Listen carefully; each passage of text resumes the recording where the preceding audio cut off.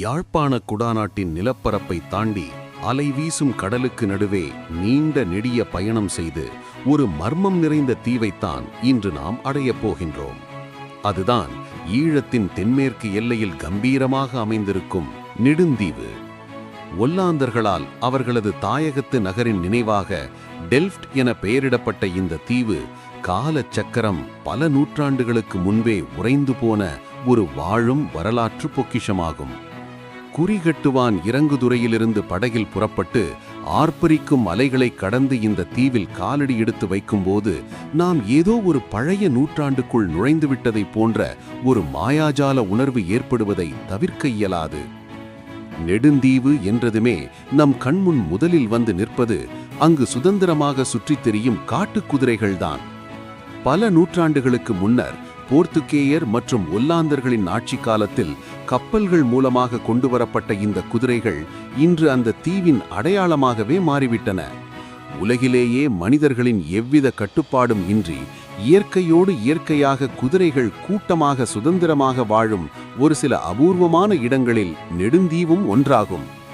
விரிந்த புல்வெளிகளிலும் கடலோரங்களிலும் இந்த குதிரைகள் சுதந்திரமாக ஓடித் திரிவதை காண்பது வார்த்தைகளால் விவரிக்க இயலாத ஒரு பேரழகாகும். இந்த தீவின் வரலாற்று தடயங்கள் ஐரோப்பியர்களோடு மட்டும் முடிந்து விடுவதில்லை.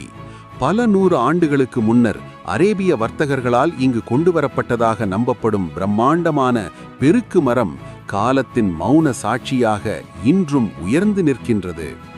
பல மனிதர்கள் கைகோர்த்தால் மட்டுமே கட்டிப்பிடிக்கக்கூடிய அளவிற்கு பிரம்மாண்டமான அடிமரத்தை கொண்ட இந்த மரம் மாபெரும் சான்றாக நிலைத்து நிற்கின்றது. நெடுந்தீவின் மண்ணில் கால்பதிக்கும் எவரையும் வியப்பில் ஆழ்த்துவது அங்குள்ள மதிர்ச்சுவர்கள்தான். சீமந்து அல்லது மணல் போன்ற எந்த ஒரு பூச்சுக்களும் இன்றி கடலிலிருந்து பெறப்பட்ட முருகை கற்களை மட்டுமே ஒன்றின் மீது ஒன்றாக நேர்த்தியாக அடுக்கி உருவாக்கப்பட்ட மதிர்ச்சுவர்கள் அம்மக்களின் தனித்துவமான கட்டிடக்கலையை பறைசாற்றுகின்றன. மேலும் ஒல்லாந்தர் காலத்தில் தூது அனுப்புவதற்காக பயன்படுத்தப்பட்ட புறாக்கூடு மற்றும் பவழப்பாறைகளால் கட்டப்பட்ட பழமையான கோட்டையின் இடிபாடுகள் இன்றளவும் ஆதிக்கத்தின் வடுக்களாக காட்சியளிக்கின்றன. வரலாற்றை தாண்டி பல விசித்திரமான மர்மங்களும் இந்த தீவில் புதைந்து கிடக்கின்றன. தானாகவே வளர்வதாக அப்பகுதி மக்களால் காலம் காலமாக நம்பப்படும் வளரும் கல் மற்றும் பாறையில் ஆழமாக பதிந்திருக்கும் ஒரு மாபெரும் மனிதனின் ராட்சத காலடி சுவடு போன்றவை இந்த தீவின் மீதான ஆச்சரியத்தை மேலும் அதிகரிக்கின்றன. எந்த ஒரு நவீன மாற்றங்களுக்கும் ஆட்படாமல் இயற்கையின் ஆளுமையோடும் தொன்மையான நம்பிக்கைகளோடும் இந்த தீவு தன்னை அப்படியே பாதுகாத்து வருகின்றது. நெடுந்தீவு என்பது கடல் நடுவே தனித்து விடப்பட்ட ஒரு சாதாரண நிலப்பரப்பு அல்ல.